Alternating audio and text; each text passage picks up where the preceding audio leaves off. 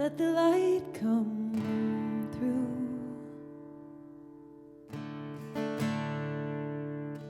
Like a door wide open. Let it all be new.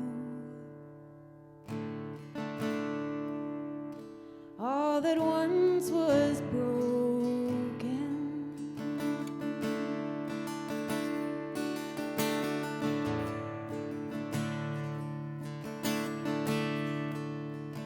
Let the light come through. Like a hearth in winter. Let it fill the room. Ever warm and tender. It lives in me, it lives in you. So let the light come through.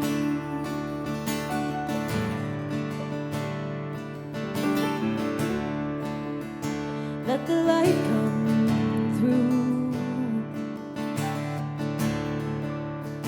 Like a sacred morning. All hope renewed.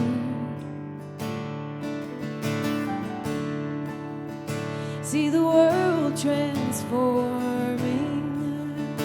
Illuminate the places in the dark. And let your life be like a blazing star. Remember that the light is where you are. It lives in me, it lives in you.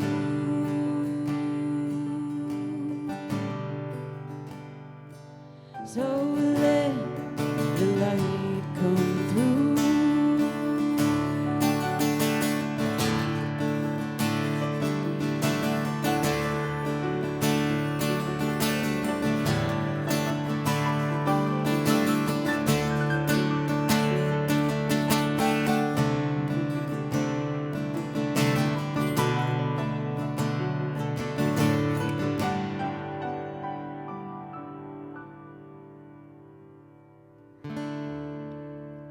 Let the light come through. There's no need for hiding. It was always you. Ever golden shining.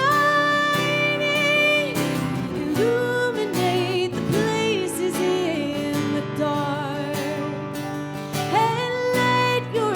Be like a blazing star.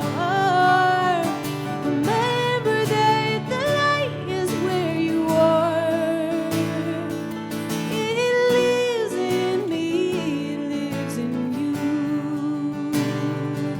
It lives in me, it lives in you. It lives in me, it lives in you. So let the light come through.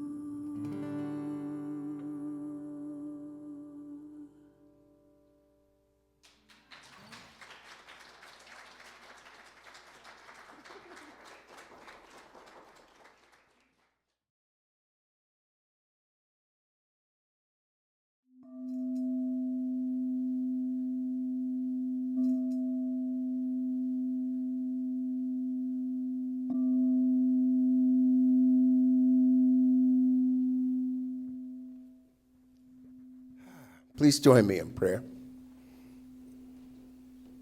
There is only one life. That life is God. That life is perfect. That life belongs to each and every one of us in this space at this point in time, and to everyone within the sound of my voice. God is perfect, whole, and complete in form and substance. all that God is. Each of us are an individual expression, divine creations of that life that becomes what it loves. And I'm so grateful to be here for everyone in this space and within the sound of my voice who's come together to help us celebrate the abundance that permeates our lives, this abundance that's ever available to each and every one of us. I am grateful for Jesse Powers and for Ken Jansen, who are here to bring us beautiful music in celebration of that one life. Grateful for our tech wizard, Travis. I'm grateful for our hospitality team, Lois and Debbie. Grateful for our ushers. Grateful for Carol, our practitioner. Grateful for each and every person who's come here, for Mickey, for Marty, for our president, Karen, for everyone who's come here to celebrate with me, to remind each and every one of us who and what we are as those unique expressions of the divine. I'm so grateful for everyone here and for the opportunity to say these words. And now I release these words into that divine law that knows how to mold, make, and shape all the good there is everywhere, all the time. I'll let this go and I'll let it be. Together we affirm, and so it is.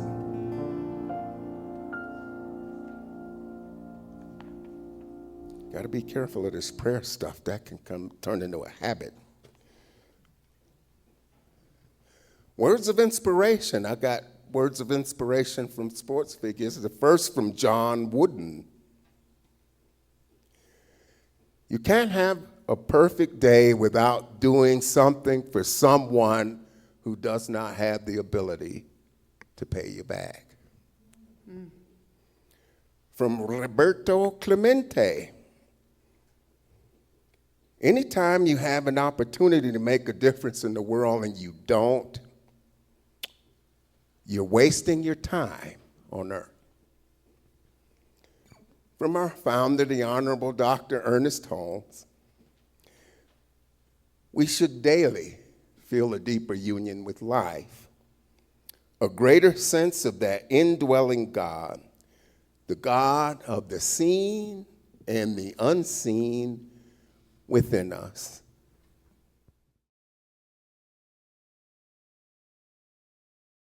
As always, I keep a rap sheet on all of the folks that come in to talk with us. Reverend Dr. Michelle Medrano found science of mind as a teenager at Mile High. She received her ministerial degree at the School of Ministry at Mile High Church in 1991 and has been a career minister serving churches since that point in time. Wow. She started in California and moved into Arizona. We got her in Colorado now. In 2013, she was invited back to Mile High to serve as an associate minister. In the spring of 2019, she joined Reverend Josh Reeves as a lead minister at Mile High Church. Dr. Michelle brings many years of experience in successful ministry and her years of powerful service at CSL to support her home church. I think she likes us. I've been able to convince her to come back again. And we know we're just going to get the best that Spirit has to offer speaking through her. So without further ado, please come up. Thank you so much. Thank you. Thank you. It's great to be here. I have attended New Dawn a number of times over the years, and this is the first time I get to speak, so I'm really honored and grateful. And I had a little panic attack moment when that slide came up. It looked like I'm not only speaking, but that I was doing a workshop this afternoon, and I'm not, right? I'm not on the boat. That's not me, right? Okay, phew. I was like, oh my gosh, did I forget something? Am I supposed to be leading a workshop? It just kind of freaked me out for a minute, but I'm present now and so grateful to get to work with the book that the community is working with this month, a book about abundance. a beautiful book by one of my colleagues, Dennis Merritt Jones. And the book is The Art of Abundance. You've seen the image up here a few times. 10 Rules for a Prosperous Life. And I love to teach about prosperity and abundance. I have an abundance ministry at Mile High Church. It's called the Financial Wellness Ministry. And it's about finding wellness through our teachings. And so I'm really looking forward. I've been enjoying reading the book. And in this book, there's a couple of introductory sections. And I'm going to talk a little bit about one of the introductory sections. And then there are a bunch of laws. And so I am going to present one of the laws today. And today the section I'm presenting on is about worth. It's about finding a life worth living, he calls it in the introductory section. And then I'm talking about the rule that says be accountable for your consciousness. No sleeping now, okay? We got to stay awake for this one because this is a really important and vital rule to be successful in creating the life that we want to live. So let's talk about the worthiness, the life worth living. I love this section because any realm of abundance that we might have, whether it's an abundance of wonderful relationships, friendships, opportunities in our career, health and well-being, financial abundance, any abundance that we have, that we can experience in life comes to us primarily due to a willingness for us to believe in our inherent worth. It's a worth that we don't gather by the things we do. We don't gather by our successes or failures. We don't gather it because other people give it to us. It's an inherent spiritual worth that is reflective of the nature that God is as us, that our founder taught us about, that all of the New Thought traditions talk about, this willingness to give up old concepts that we're not worthy or that we have to earn our worth and value, and rather allow ourselves to embrace that sense of I'm worthy just because I am. And this can be challenging for us because we have to overcome old messages, old ideas, old habits and patterns of believing that we're only worthy based on what other people say about us or whatever story we've got going on about our worth. But a person who really begins to embrace that inherent worth that lives at the core of them, that has been given to each human being, begins then to become an attracting point for more good. Because as long as we believe we're not good or we're not good enough, here's the good news and the bad news. You're right. You get to be right. We humans love to be right, right? But on this area, it's not so fun to be right. If I'm walking through my life believing I'm not lovable or I'm not good enough or I'm not worthy of some good, I get to be right as long as I believe it. And so we then have to start out in this work. Many times, our base work is just to begin to accept, I'm a worthy person. I'm a loving person. I'm a lovable person. I belong here. I deserve all of the good that I have in my life and more. And so this is where he starts out about this. He says, you don't have to earn abundance. You have to learn how to accept it, which is why keeping an open heart is imperative in the process of accessing the blessings and bounty of an abundant life. So opening our heart to ourselves, opening our heart to life, opening our heart to the divine presence that expresses through us and as us. Now, in the chapter on the law that I get to work with, he says something that I believe is the crux of this issue of worthiness. He says, as long as we confuse net worth with self-worth, there will be a hole in the soul that no amount of stuff can fill. Yeah, that's a good one, isn't it? Yes, because our net worth has nothing to do with our self-worth. And indeed, our self-worth must come first in order to grow any kind of net worth in our lives. Our self-worth must come first. And so when we begin to accept this, I think a huge part of dealing with our worthiness has to do with the rule that I'm going to talk about, being accountable for our consciousness.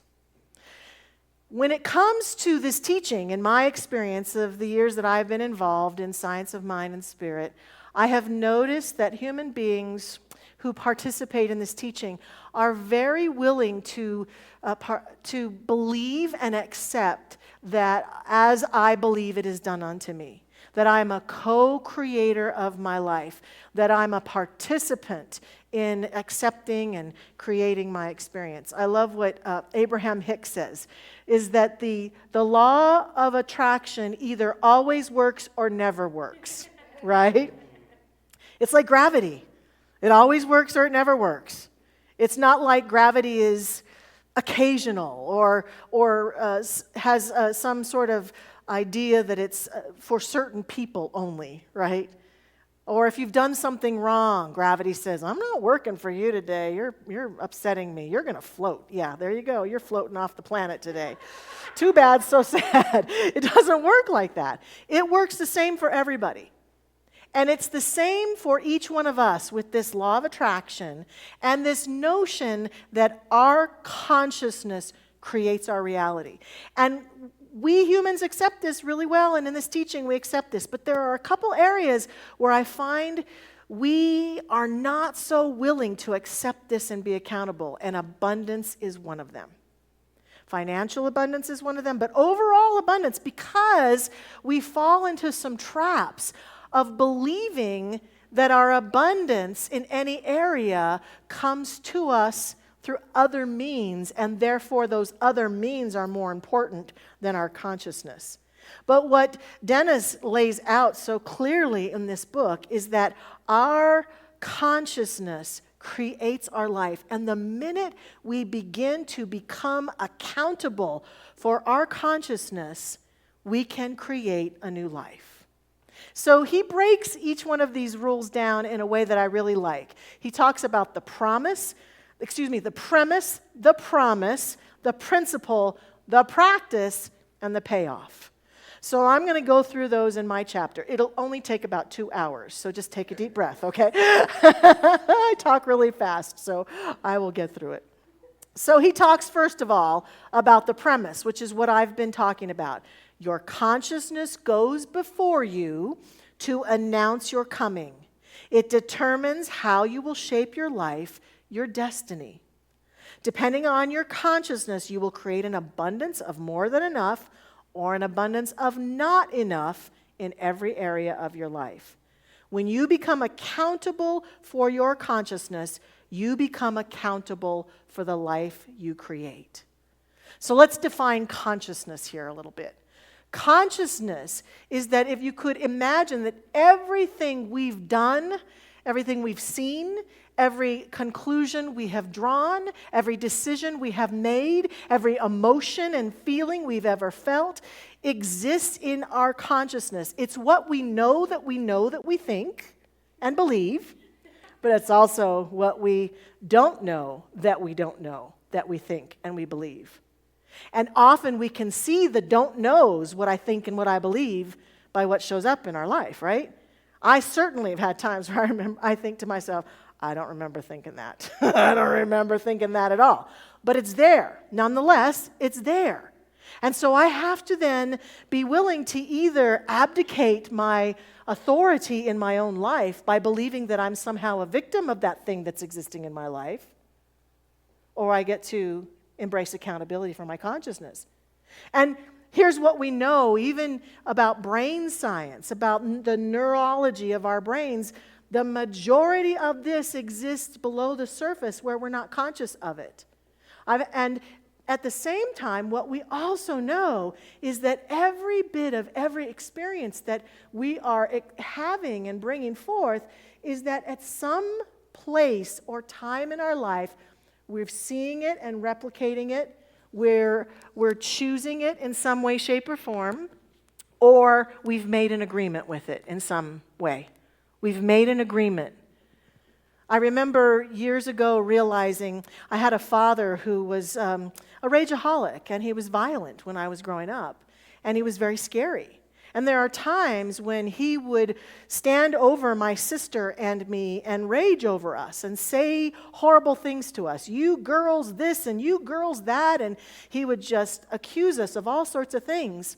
And as we grew up, I would talk to my sister sometimes about those moments. And what I found fascinating is that my sister had an inherent personality where she literally would kind of look at him and just go, whatever, Dad. I had the kind of personality and consciousness that would go, and I would freeze. Two very different people. Now, of course, it was not very productive or kind of my father to do that. So I'm not giving him a pass. But I am saying that we had very different reactions to it.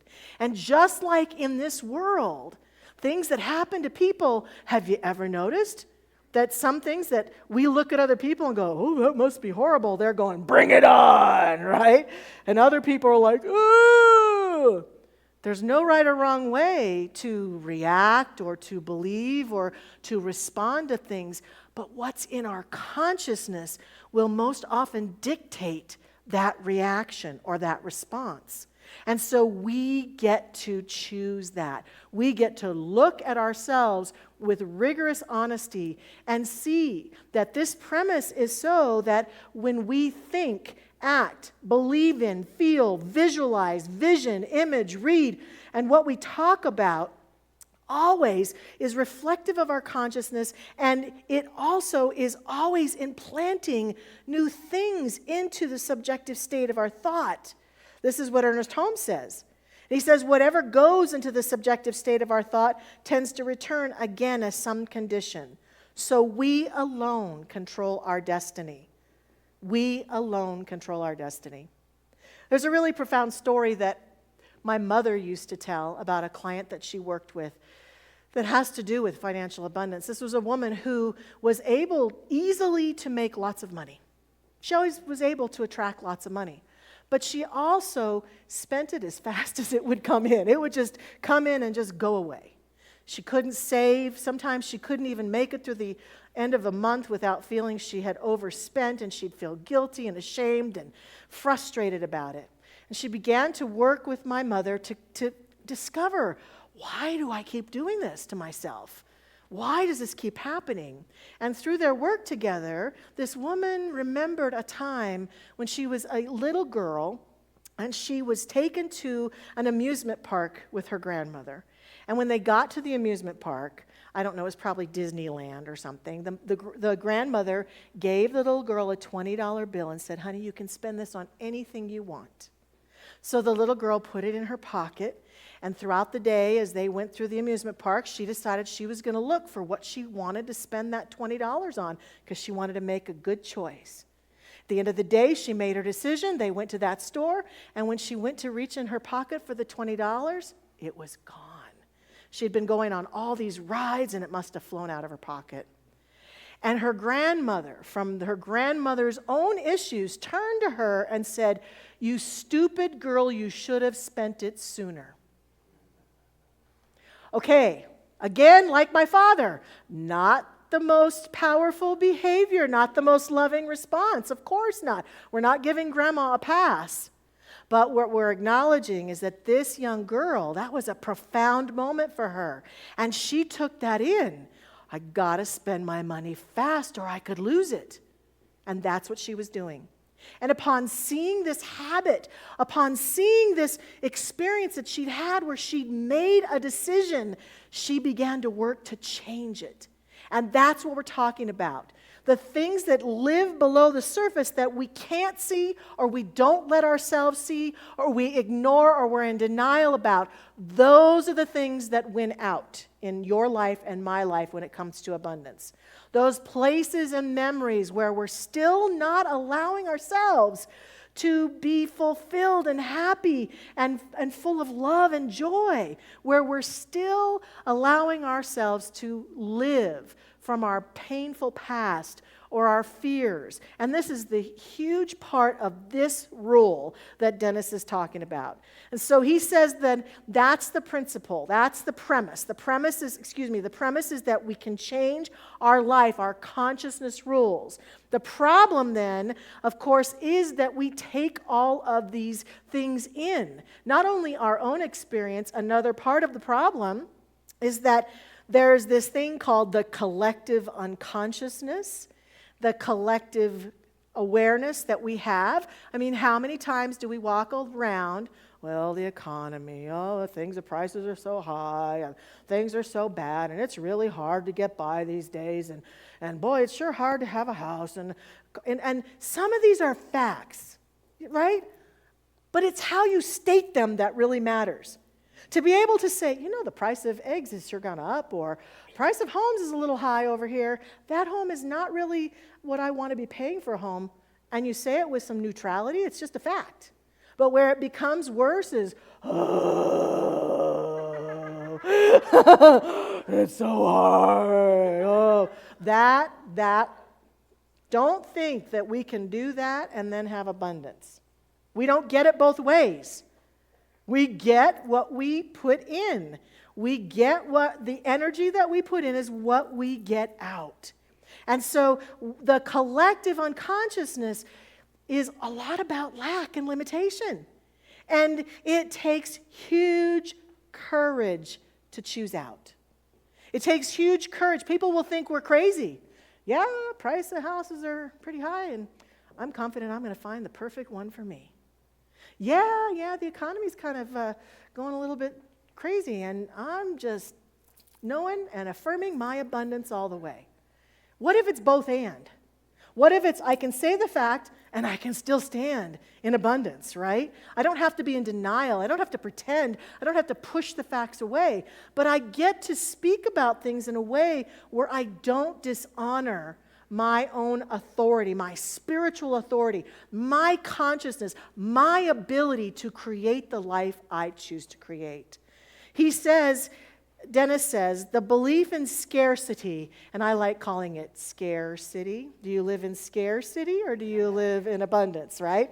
The belief in scarcity, that there is not enough to go around, draws its life force from fear. This fear has mesmerized us and held individuals, not to mention entire cultures and countries, hostage in an invisible field of energy that has been passed down from one generation to the next for millennia. So we get to transcend that. Then the principle is that your consciousness alone determines the degree of abundance that is yours to claim. Your consciousness alone, which we've been talking about. And so our consciousness can be viewed in that deeper mind. He has this process. I'm going to invite us to do it right now. To take a moment to just go within, take a deep breath. If you feel comfortable closing your eyes for a minute, and just join me in recognizing, this isn't the closing prayer, by the way. This is the meditation in the middle of the talk. This is the opportunity to recognize that there's a principle of abundance, and it is growing and expressing through us. And it is given form by means of our consciousness. And so imagine going to a well right now that is rich in resources beyond your dreams and so deep that you can't even see the bottom. And imagine that this well contains whatever good you seek to be healthy, happy, fulfilled, and whole. And now imagine that you have a bucket and you are allowed to lower your bucket into this amazing well, deep down into the well with no effort at all. You put the well in and you pull it up. How much good is contained in your bucket? And the answer is obvious, isn't it? It depends on the size of your bucket. Right? Did you let a pint-sized little bucket go into the well of good? Or did you allow a big, huge 5-gallon bucket go down into that well? Or bigger? Or the size of a swimming pool kind of bucket? And now just take a moment and come back and just notice with me, as you come back into this space, That's how this abundance works. How big is the bucket that I allow to go into the well? How big is that bucket determines my experience. And so he invites us to practice always seeing ourselves, recognizing that our consciousness is expansive and that more and more good can come our way.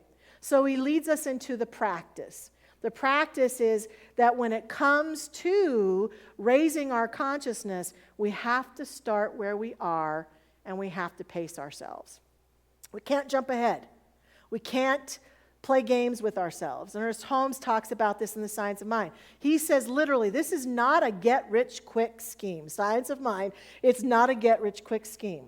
We don't get to be somebody who struggled with money for years, has a hard time making ends meet, and then say, I'm a millionaire, and affirming that. That there's energy and there's growth that might have to occur from one point of consciousness to the next, and let that be okay. You can't change in one day what took a lifetime to create, right? But what you can do is see what you've created, see how you feel about what you've created, and then go deep in to find it. He has this mantra. He says, ABC is your mantra. Awareness builds consciousness.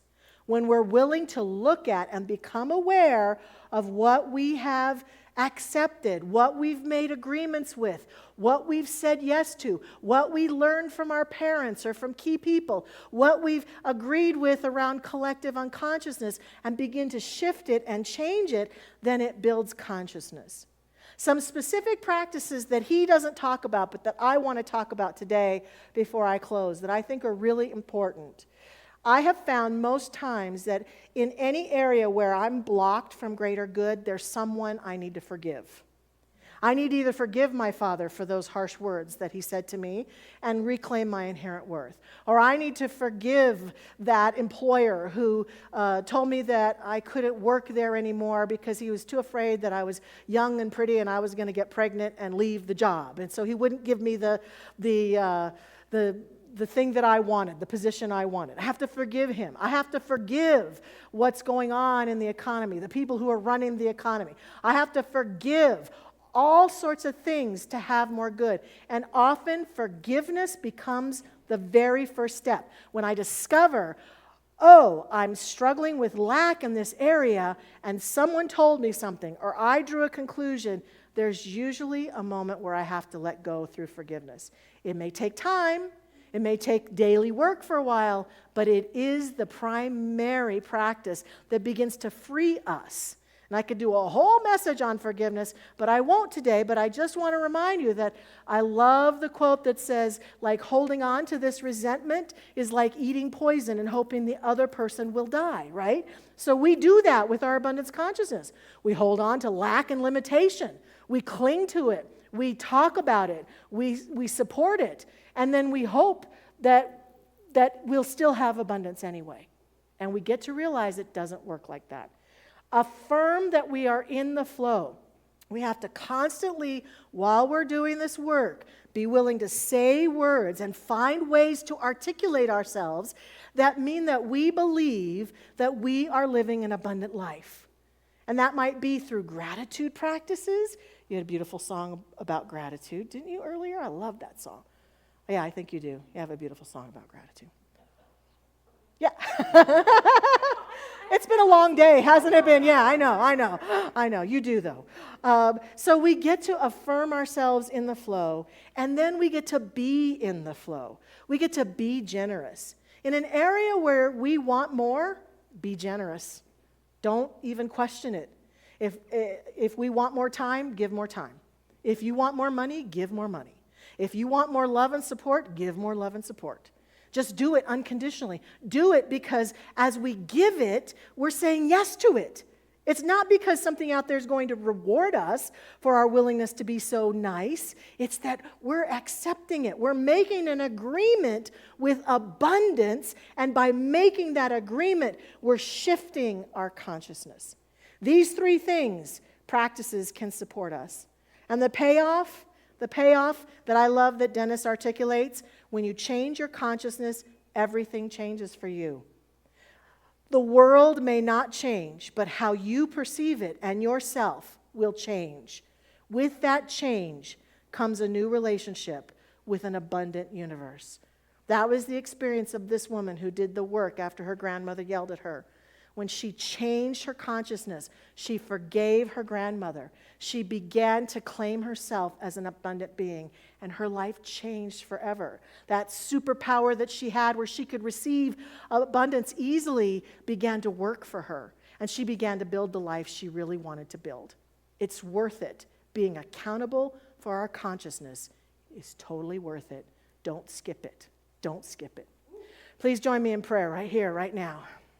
As we take this moment to step into, once again, this beautiful consciousness and energy that has been established here by the prayers that have gone before, by the energy of every being here, by the beautiful music, we allow ourselves to recognize that all of this good is the good that God is, that it is expressing itself fully and completely in every place, in every person, in every moment, in every activity. And this moment right here and right now is no exception.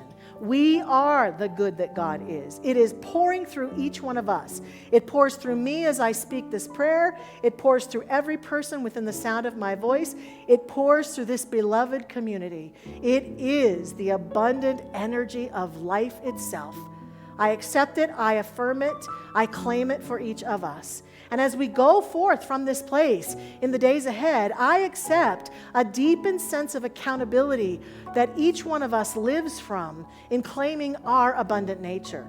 I accept that we are seeing very clearly and powerfully that which is ours to do, that which it's time to let go of in favor of a greater expression of abundant life. I accept and affirm that we are guided by our own inner strength and the inner light that lives within us, by God in us and as us as we go forth.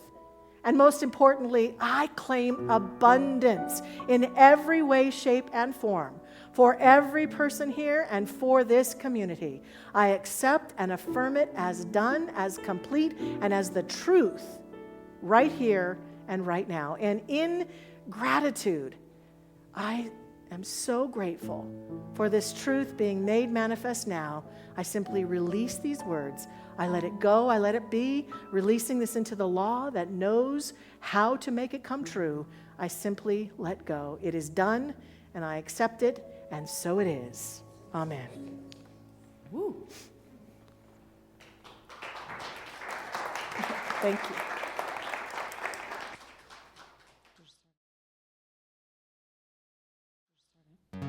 Wow, what a speaker and a prayer you are. Man, I love a powerful prayer. Okay, so we're gonna say sayonara. Well, not quite, I'm not the last thing on the list here, but I'll say sayonara with a declaration and a knowing that today is, in fact, a beautiful day. So I have one thing to teach you, and it's on the count of 3. Please muster your most, primal and, emphatic, huh. Okay, so we'll practice. Ready? 1, 2, 3. Yes, very good. Wow, that was very emphatic. All right, let's go.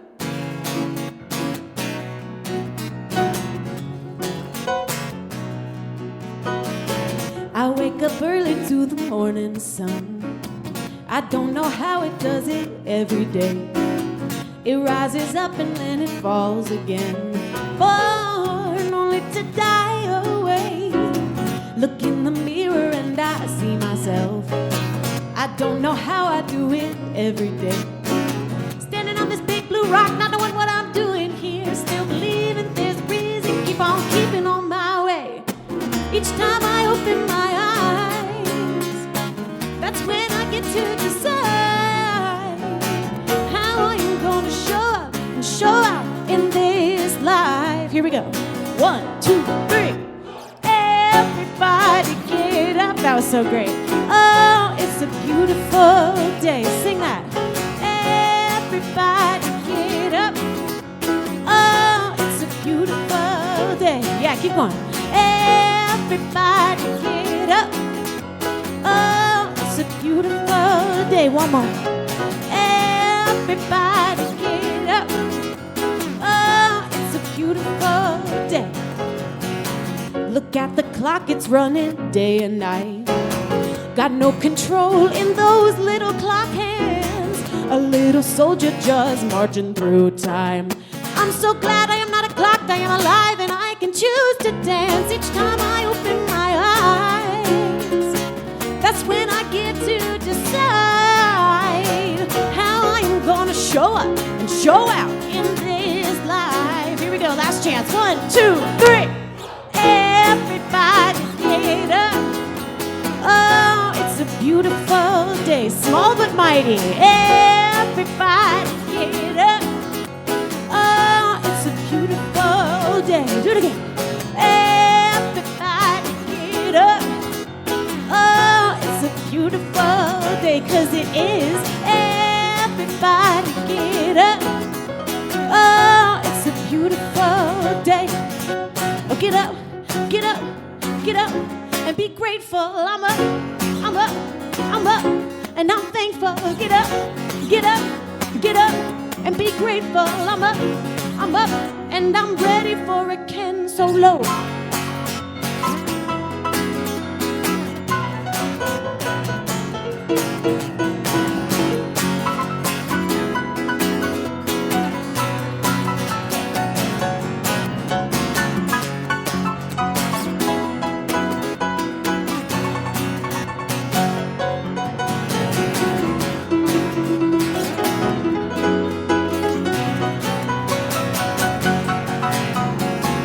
Everybody get up. Oh, it's a beautiful day. Everybody get up. Oh, 'cause it's a beautiful day. Yeah, yeah. Everybody get up. Oh, 'cause it's a beautiful day. Everybody get up. Oh, 'cause it's a beautiful day.